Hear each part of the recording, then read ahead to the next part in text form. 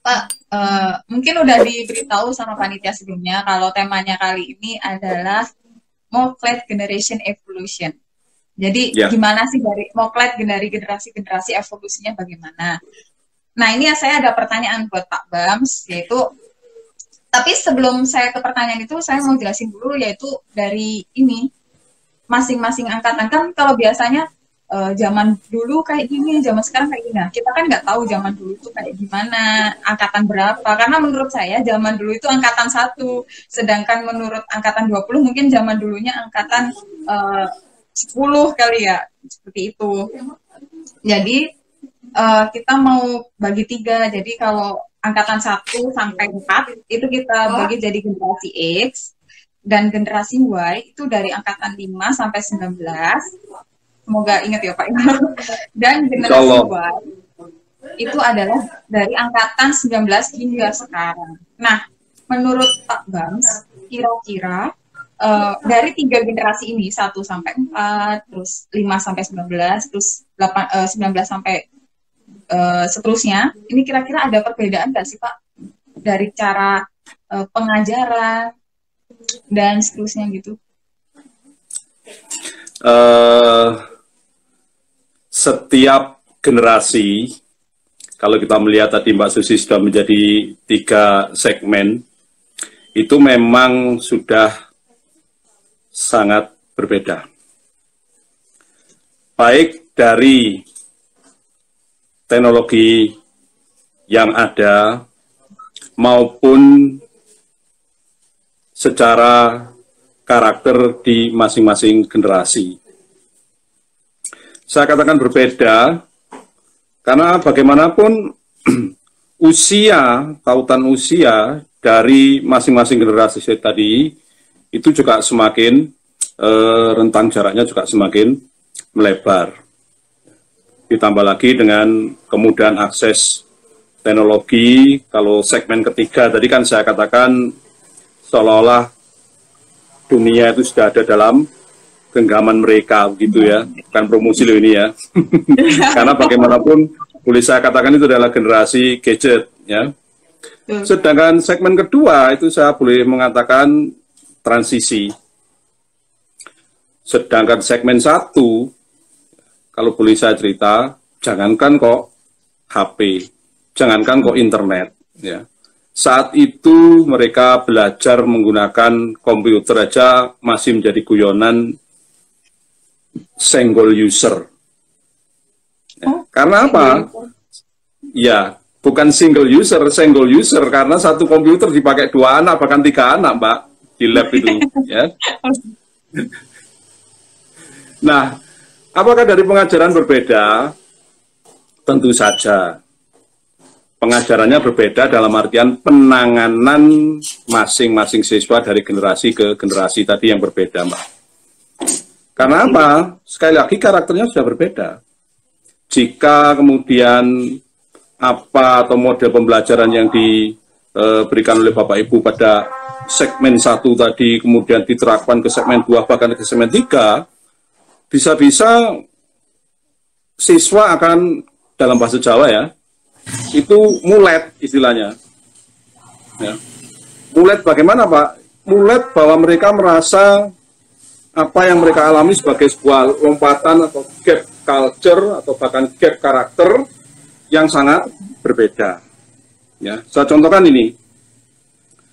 Awal generasi 1 sampai 4 tadi, ketika mereka mengerjakan tugas, itu mereka sampai harus keluar ke daerah Brawijaya, ke daerah UM, ke Jalan Bendungan Sutami, hanya untuk rental komputer, Mbak Susi.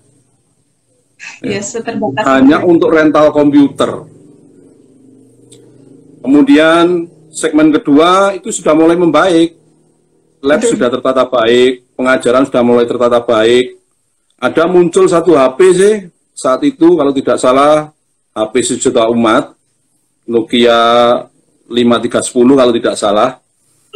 Itu pun yang punya ya hanya beberapa anak dan jarang sekali bunyi karena juga memang tidak ada yang menelpon gitu ya. Nah, saat itu PC sudah mulai ada, ya, PC sudah mulai ada, bahkan saya melihat anak-anak di kamar-kamar itu sudah mulai memiliki PC, ya. Sedangkan segmen ketiga itu jangankan kok HP, laptop aja sudah menggunakan laptop yang bergambar apel kerowak itu, Mbak Susi. Ya. Nah, apakah kemudian ini akan disamakan cara penanganan anak-anak? Ini jelas tidak mungkin, ya, jelas tidak mungkin. Ya, jadi ada perbedaan, tetapi lebih di cara penanganan anak-anak. Tapi kalau yang namanya disiplin, tanggung jawab, itu tetap kita tidak akan pernah mengubah ikon-ikon tersebut, ya, karena memang itu adalah harga mati bagi kami ketika kita berdiri di dunia pendidikan, maka anak-anak harus siap bahwa salah satu sukses untuk pendidikan itu adalah disiplin dan tanggung jawab. Ya, Pak. Berat ya Mbak Susi ya? Iya, saya dua anggota dari grup itu sih. Itu ya, Mbak Susi masuk segmen kedua berarti ya? 2 dan 3. Angkatan 18 ya Mbak Susi ya? Atau 19 kan ya? Kalau track record dilanjut. Kalau track record ini seperti apa ya? Prestasi baik non akademik maupun akademik itu kira-kira masih didukung nggak sih? Misalkan kalau yang sekarang sih baru-baru ini yang saya tahu itu DBL, Pak. Keren banget. Dulu DBL kayaknya nggak pernah didukung, sepertinya belum pernah didukung. Kalau sekarang kan kayak wow sekali tuh. Iya, iya betul. Jadi gini, kalau ini saya segmen 2 saja, nggak 3. Ya. Oh, iya, boleh saya katakan angkatan ke-1 sampai angkatan ke sekitar 8-9 itu lebih prestasi ke akademik. Di mana taruhan saat itu SMK Telkom dianggap sebagai ya bukan dianggap, saya pun mengakui bahwa itu adalah SMK terbaik di Indonesia ya. Taruhan satu adalah nilai UN. Ketika nilai UN itu menjadi canangan untuk menilai sebuah sekolah, maka suka tidak suka seluruh sekolah di Indonesia berusaha menerapkan bagaimana sekolah tersebut bisa melahirkan siswa-siswa yang berhasil dalam mencapai nilai akademis terbaik.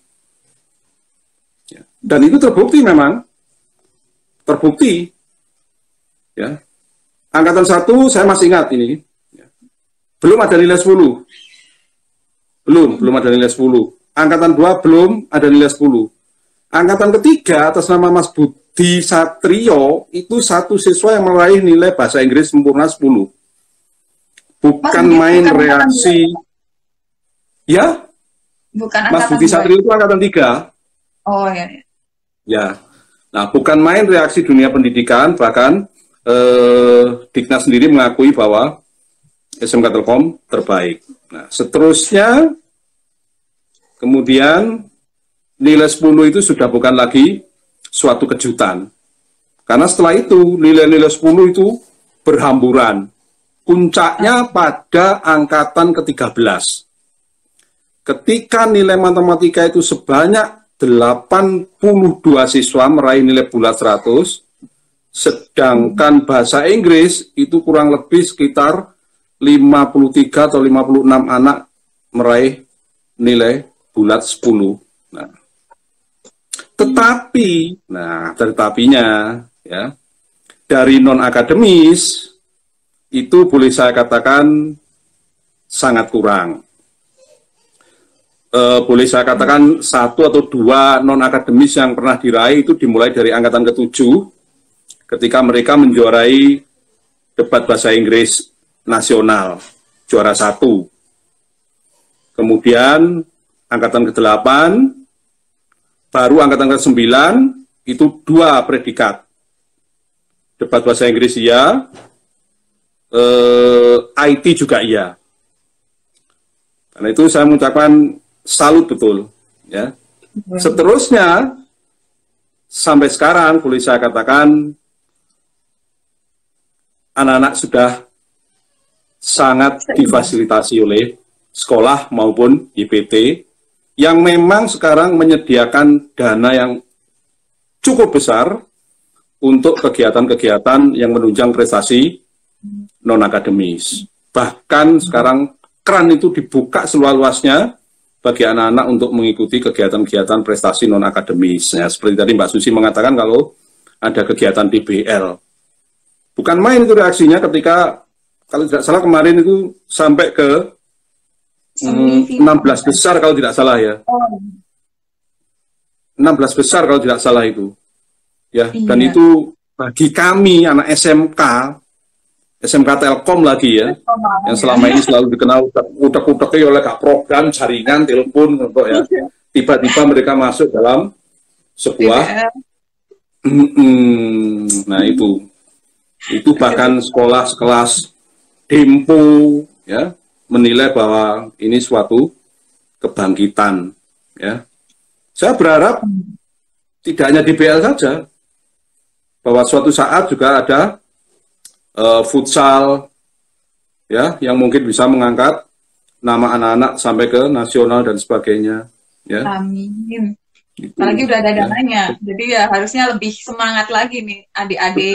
Betul ya, betul. Alhamdulillah itu ya. Jadi di yayasan sendiri juga memberikan semacam pancingan bagi SMK Telkom Malang dan seluruh sekolah di bawah YPT untuk menjadikan prestasi itu sebagai salah satu kontrak manajerial, Pak Susi.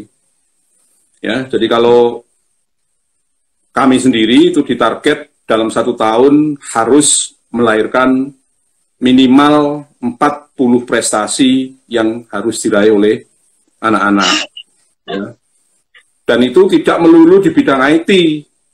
Boleh olahraga, boleh seni, ya, seni pun juga tidak terbatas, ya, keagamaan, ya, bahkan sekarang program tahfiz itu dibuka khusus, diwajibkan di SMK Telkom Malang, yang salah satu tujuannya apa? Ya untuk menunjang kehidupan religi dan prestasi anak-anak, begitu. Ya alhamdulillah saya katakan bahwa semakin baik ditata itu. Balik mana Mbak sekolah? Jadi guru ya Pak? Betul, nggak apa-apa. Oke, Pak lanjut ke pertanyaan selanjutnya boleh ya? Monggo. Ini jargon yang selalu saya ingat sih ini. Kenapa SMK Telkom itu memilih jargon attitude is everything? Walaupun semua anak Telkom ini udah pasti tahu. Terus ini teman pengen tahu apa hubungannya sama evolusi dari generasi ke generasi ini, karena juga pembelajarannya juga beda. Jadi apakah attitude itu masih penting kira-kira gitu, Pak? Oke. Ya.